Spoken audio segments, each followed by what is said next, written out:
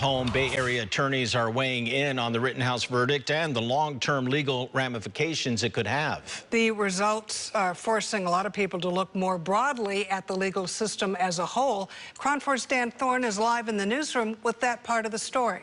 Dan? Catherine and Ken, Attorney John Burris joining with others within the social justice community, saying that he's not surprised by this verdict, but he is disappointed. This was a politically charged trial with a racial undercurrent, and for Burris and others, the concern is what this verdict might be saying about people taking the law into their own hands. The acquittal of Kyle Rittenhouse, who shot and killed 2 men last year during a racial protest in Wisconsin, is getting reaction in the Bay Area.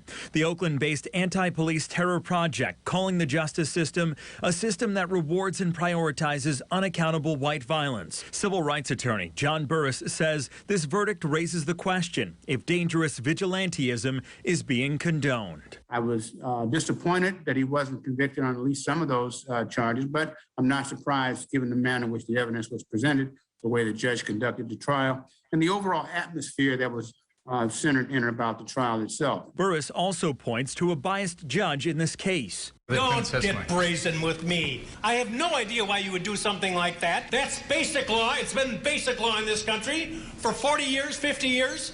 The demeanor Judge Bruce Schroeder had toward prosecutors, Burris believes had a powerful impact on the jury's decision. This was generated by the judge, who I thought was horrible, and it shows you how a judge can direct a verdict. Jurors can see what judges' attitudes are and the way they direct a trial.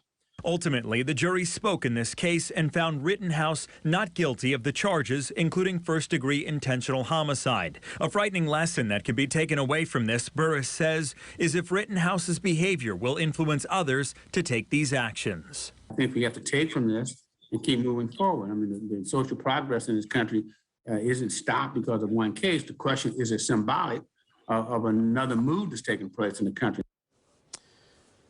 Vice President Kamala Harris, who once served as San Francisco's district attorney and the state's attorney general, reacted to today's decision, saying, quote, "I've spent a majority of my career working to make our criminal justice system more equitable. It's clear there's still a lot more work to do." And President Biden said today that he stands by the not guilty verdict, saying that the country's jury system works and it must be respected. Catherine? Thank you.